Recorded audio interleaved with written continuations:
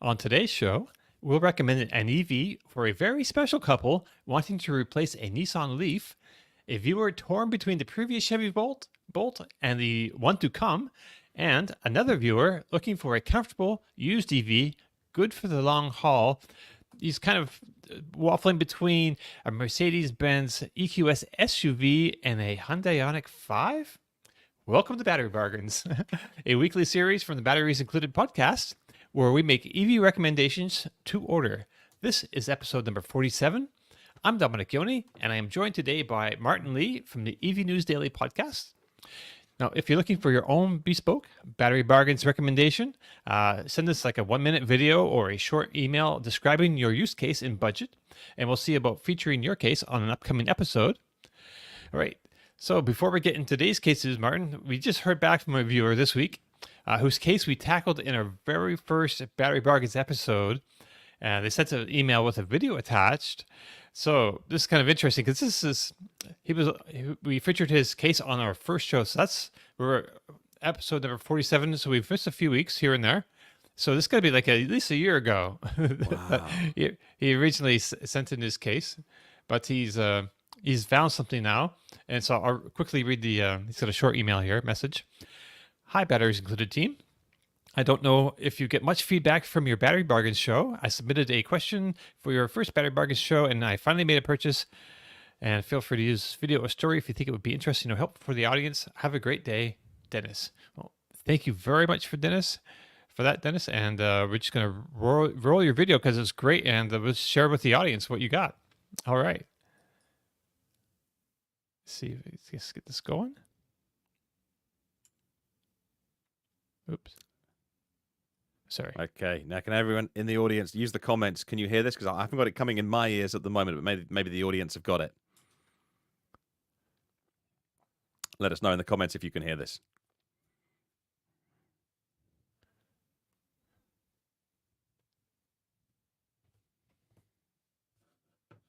Laurie says no sound, and David says no sound. Okay. Oh, that's such a shame. Oh no. Okay, this is how This is how we normally play stuff back. It normally works fine. Oh, thank you, Tim, thank you, Smidge, and C Diamond 09, Bruce as well. No audio. We appreciate that because sometimes when we play audio back, it doesn't appear in the headphones of the other presenters using the platform that we do. But that was obviously a case of it's not working. That's a real shame. Well. It's such a great little video too. I want to share it. Let me just quickly try a different media player, maybe. Yeah, sure. Let's give that a go, and if not, we can always play it next week on the show because we really want to get this on the air. That's right. Okay, so it's up, and then share screen, and then Windows Media Player, and then hit play. I'm still not hearing anything. Oh, okay. Oh, what a shame. Okay, we'll get this lined up properly for next week. Okay, we will do that. So I guess on with the show. Yeah, so, okay. Our first case today is pretty interesting. So we just to mention this again, as we do every show, we've paraphrased these emails for length and clarity. And so our first email comes to us from a very special couple, Patrick and Liv, from the batteries, from the Mach-E, was it Mach-E vlog, right? Yeah. And they've been guests on a regular Friday show before, and they're in the audience often, and they're just great people. So they have obviously a Ford Mustang Mach-E, and they have had the use of a Nissan Leaf for some time on loan to them from their generous friend Kyle, and but that's gone back, and now I believe Kyle has that somewhere. I'm not sure. They don't have that now anyway. So they are looking for a new vehicle, and they sent us this email, and I'll just read it to you now. Actually, I should share it so you can see what they're saying as well.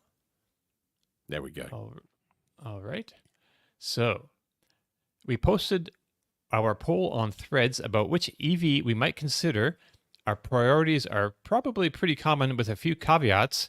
Cheaper is better, ideally around 15,000, over 100 miles of range, easy for Liv to drive. She drives using her left leg, and some cars make that difficult. Plus, one pedal drive can be very difficult for her. A lot of people recommended the Tesla Model 3, and we are open to it, but have some reservations because it's generally more expensive. Accessibility issues. The door handles are difficult / impossible for Liv. And some things are just a low priority for the EV since it would be our second car. We don't care at all about charging speed since 99% of the time we charge at home. If we go on a road trip, we'd take the Mach-E.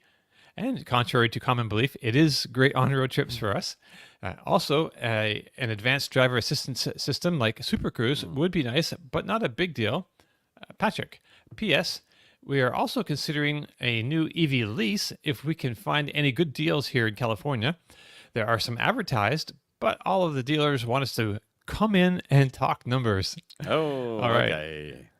Yeah, I mean, it doesn't sound like a whole lot of fun to go into the dealer and talk numbers, It's so much easier to just have like the offer presented and that's the actual offer and you can just go in. Yes. Or do it over the internet, and you know exactly what you're getting, and show up and to sign some papers. But that's not the way it goes in our world yet. Yeah. So I was looking around for this last night, and looking around at options. So options at $15,000, but with more than 100 miles of range, are pretty much Nissan Leaf, which they've already had, but the one with a bigger battery, a Chevy Bolt EV. A Kia Niro EV, a Hyundai Kona electric, or possibly like a high miles Model 3. That's pretty much what's out there for $15,000 that with more than 100 miles of range. So, and those are mostly good options, but they run a YouTube channel, Mach-E Vlog, and that's part of the considerations here as well. I had to take some of that out of the email, unfortunately, but that's really kind of a key kind of thing as well, and plus ease of use. So I didn't think, So I looked around. I don't think any of those are really good options for them, really, for their case. I mean, they could be okay. Like a Chevy Bolt would fulfill these duties, or the Kia Niro EV, or I mean, all of these would work for them, but none of them would really help their channel, I think, at all. We've had 100 million Model 3 channels. I have one. That's what I have in my driveway, and that's kind of part of the reason I chose the Model 3 over the Bolt, which is kind of what they were looking at later. But when I did it, well, I needed the road trip as well, so that kind of tilted the favor in favor of the Tesla.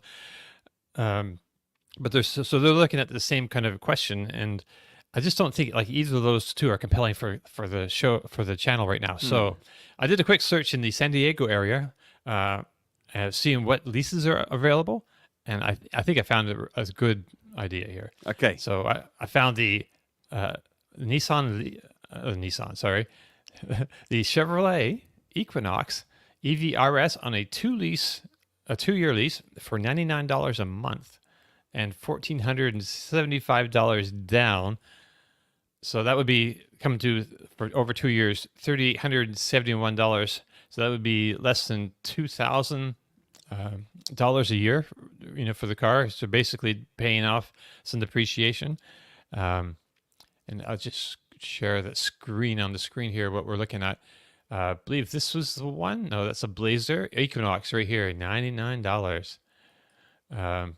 Right, $1,495 to it signing and view inventory. So I guess if you go to the inventory, the ones you look at, I'm not sure if they all are available for that price. I suspect that some of these might have more features and things, and maybe the lease price would be slightly higher, calculated differently.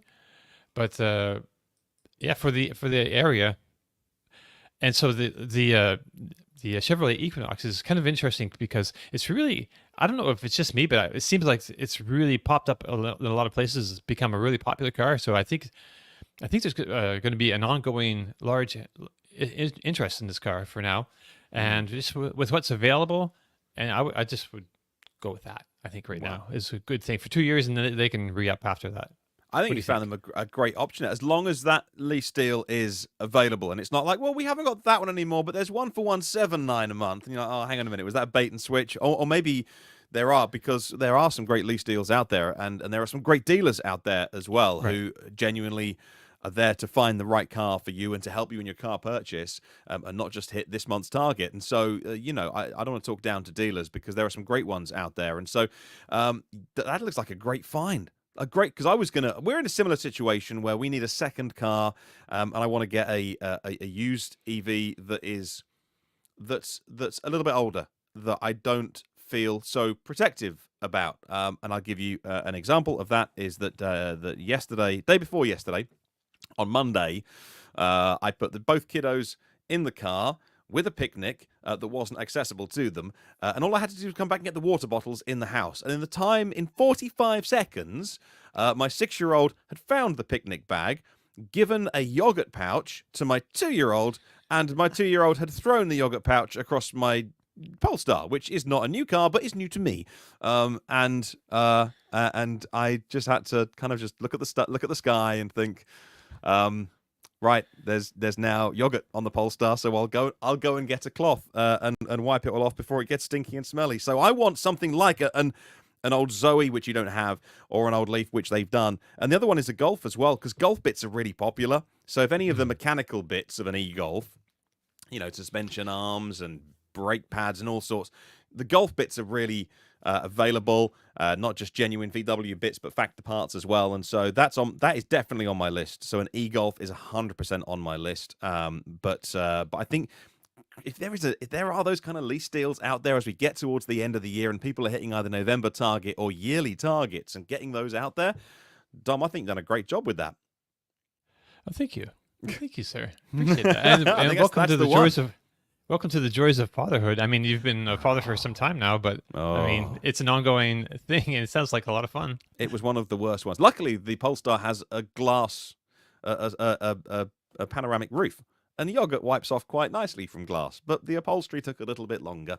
And in that moment, I thought I need to get an EV that's maybe a 2016, 2017, 2018. For ferrying them around, one that just gets like hosed out at the weekend, because it is less ideal to be wiping yogurt off of your nice car. So we're in the same boat, actually, Patrick and Liv, and I think I'm really looking at the e-Golf. But if I could get a new car for nice, actually, that's a good point, Dom. I wouldn't do that, because you have to hand that car back in 2 years' time, and if there's dinks and dents and stuff that needs to be fixed, that if you're leasing a vehicle, you're going to get billed for that. You're going to get billed a repair charge. Yeah, so actually that wouldn't be. So I wouldn't do that lease deal in my circumstance. But Patrick and Liv would treat the vehicle nicely, and so yeah, absolutely. But yeah, great. Right. I mean, Liv has been known to throw some yogurt around. I've heard that. I've heard that. She's got such a temper on her. I'm joking. Liv is the loveliest person in the world. She is. All right. So should we move on? Yes. Okay, our next email is kind of short. I'll throw that up on the screen here. It's short and sweet. Like, I'm looking to replace an old Honda Accord with a Chevy Bolt, but I'm not sure if I should wait until the new version is released or get a used older model. Thank you, Stephen from Southern California. Nope, don't wait. What do you think? That's it? That's your advice? Well, what do you think? Really? Well, what do I think? I think check the recall's been done, and check that there's no outstanding recall on it, and it's got a box fresh battery, and you've got a great car. Right. So I have the same kind of feeling. I think now I like 100% go with what you have, what's available right now, because okay, I'll pop this one up on the screen. So this is just perusing the sites, looking for used bolts last night. So this one popped up. It's just under $25,000 with only 4,100 miles. It's a 2023, so lots of warranty. This is a great deal, new car, and plus it's I believe you get $4,000 if you qualify for the used EV incentive. You could get $4,000 off that price. So this is like a $21,000 car. Is that from the 1st of January next year that it has to be 2 years old? Oh, actually, yeah. That's good show. It's new for the $4,000 EV incentive. So answering your question, should you wait? Yeah, wait till 1st of January. That's a good point. Should you wait for the new Bolt? No, you shouldn't wait for the new Bolt, because it's going to be a 2026 model year. It's probably it's more than a year away. With the no longer called Ultium technology inside it, I think it's going to be cracking because the Equinox is cracking, and the new Bolt. I think if that's at a lower price point than the Equinox, oh Right. my gosh, it's going to be brilliant. But but I'm not a well-read expert on the Inflation Reduction Act used vehicle tax credit that has to be 2 years old. So can you literally do the deal on the 1st of January and get the $4,000 off? I believe so. Because then it's I'm 2 not years sure old. if It's a if 2023 model year, and it's in right. 2025. So It should you depends wait? how you count the year, right? Well, the whole thing's a mess. But should you wait? Possibly, yeah. Get Christmas out of the way, and because no one's buying a car on the 1st of January, are they? Get a great deal. Yeah, I'd wait. Maybe wait till January. See if it will be available with the rebate in January. But this car might not be on the market. But there should be similar deals. But this is a pretty good deal actually. So my thinking is a bird in the hand is worth two in the bush. So who knows if there will even be a federal incentive when the Ultium Bolt happens. So I would take advantage of what's available now. We just had a change in the president and who's occupying the White House right now, and he's I'm not sure if there will be EV incentives coming up anymore. I don't know if those programs will go away or not.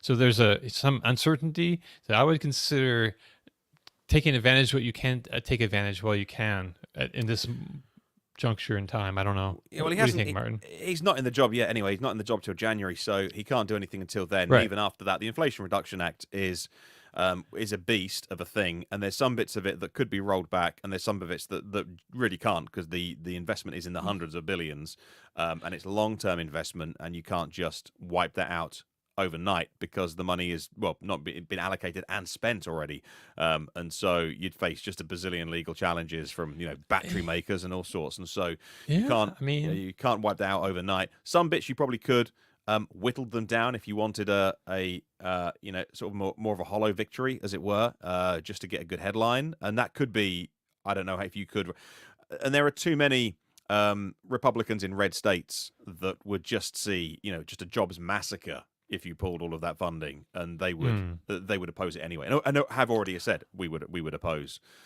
job losses in our states, and so that it gets really complicated. But I think wait maybe because I saw the comment from EB1888 saying it's the production date. And I said that once on a podcast, and then somebody came in. No, I think you'll find it's the model year. It's nothing to do with the production date. It's the model year. So I'm like, oh, I read a thing online that was, that said it was from 2 years from. Oh no, I think it was 2 years from when the car was sold. I said on the podcast to its original owner, as long as the car hasn't been sold before and the tax credit hasn't been used on that vehicle before.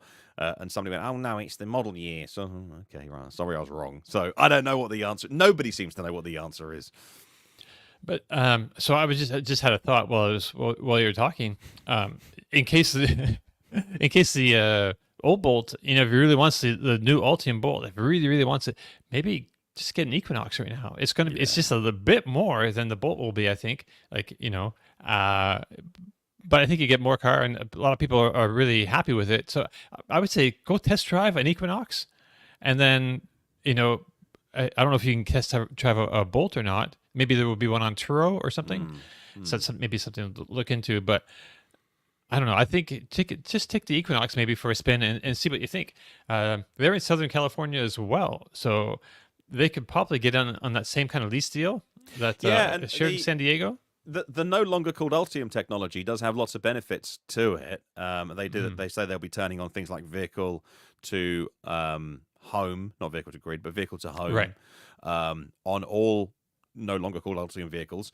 And so there are some and it's just better latest technology and things like that in terms of connected services and just the general experience. You are making a significant upgrade from Equinox over a Bolt, unless you really like the Bolt, in which case go for that. You get some stellar deals.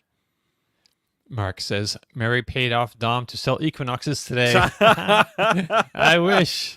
That would be great. She's welcome to come on anytime, by the way. Yeah. GM's doing really good right now, though. I will just say that. Curtis in the comments says it's definitely based on the model year. Can you imagine the IRS keeping track of production dates for every car? I mean, I agree. VIN numbers, but yeah, well, I don't know. Also, the original sale date of every vehicle. Can you imagine them? True. It's sale date. It would be sale date, not production date. But is that kept track of anywhere? Is there a paperwork and who? No. That you don't have to register. I mean, I suppose in each state you do your license plates differently to us, but I guess you have to have a registration on your vehicles, don't you?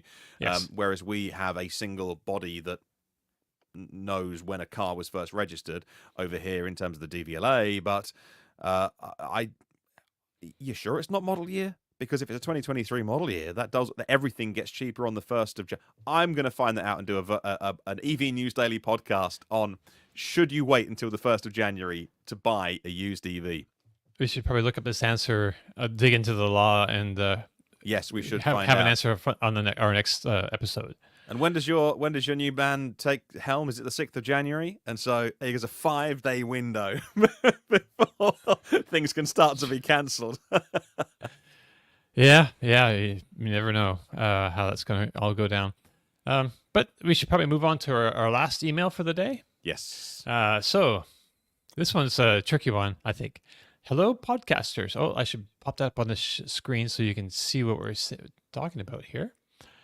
He says, hello, podcasters. My name is Elliot, and I am in the market for a used EV in the next year or two. Live in Wisconsin, so winters are a thing here. Looking to purchase instead of lease and keep for duration past battery warranty.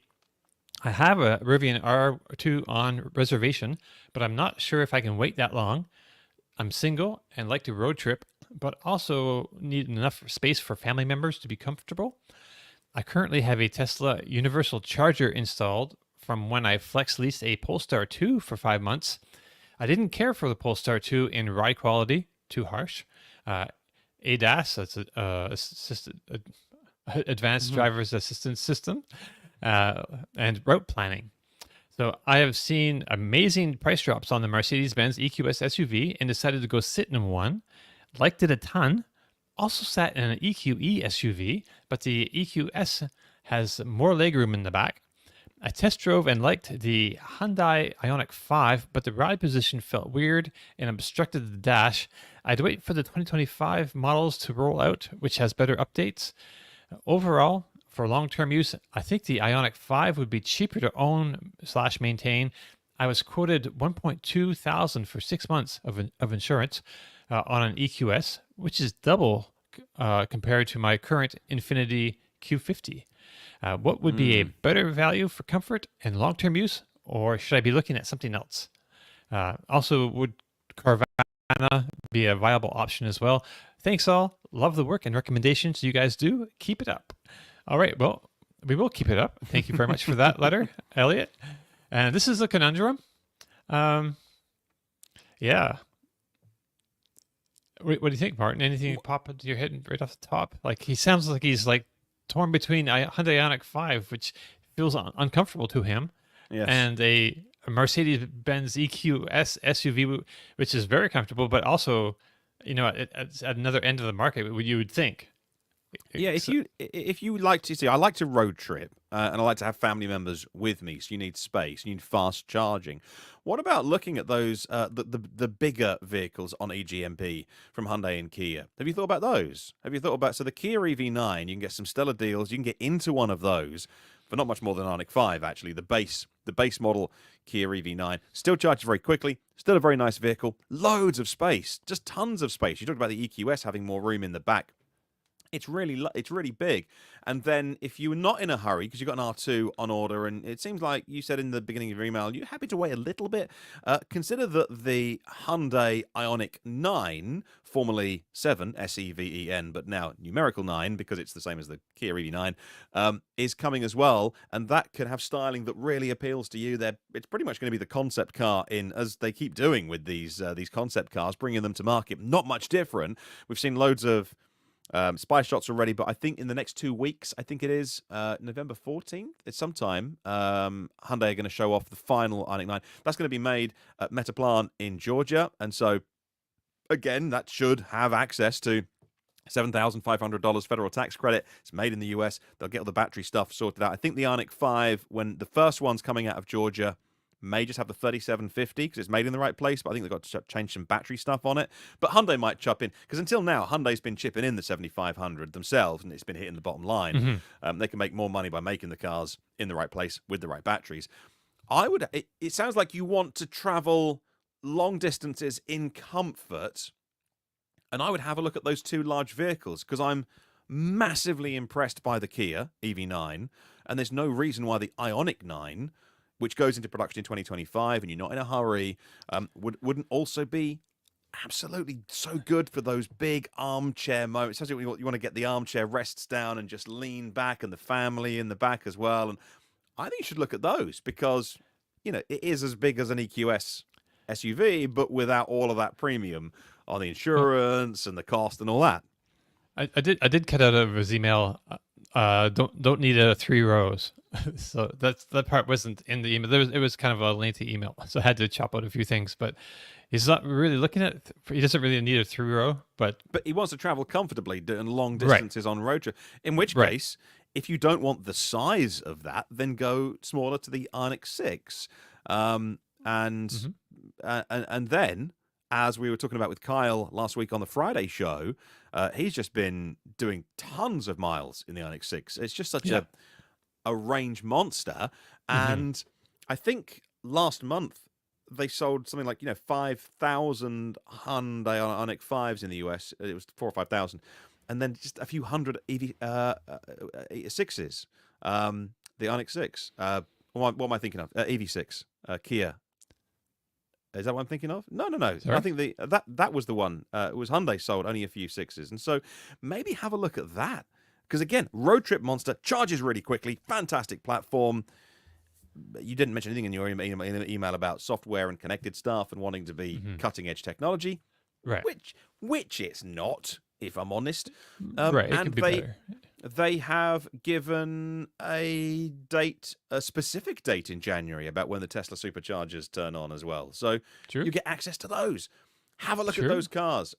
It might have the same driving feel as the Ioniq 5 when you felt it didn't quite feel right. And you've got to drive these cars. But the 6, I personally, the styling is a little bit love it or hate it from some angles. But that would be fun. If you don't want a big 3 row, which we cut out of the email, have a look at that. Really, really compelling car. Not selling many of them, so you can probably get a fantastic deal because they want to shift them.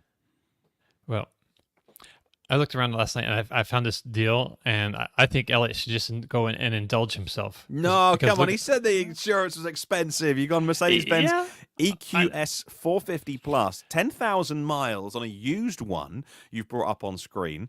For less than, look at this deal. For less than look 50? At this deal. For less than 50? Wow. I mean, so you pay a little bit more in insurance for a while. You're driving in you'll feel like a king. So I drove one of these, from Fort Collins to Colorado, to Denver. So that's like 100 miles or something like that. Yeah. And man, it's just so nice. I mean, there's it's great great assisted driving. So it steers itself well. It has great stereo. This one in particular, I think it has was really good stereo. Is it the Burmeister in the Mercedes? Yeah. Oh my goodness. Anyway, it's just taking a crazy hit on depreciation, which is kind of bizarre because they're really good vehicles. I think they're really underappreciated, because way too much depreciation for what this car deserves. They're just so good.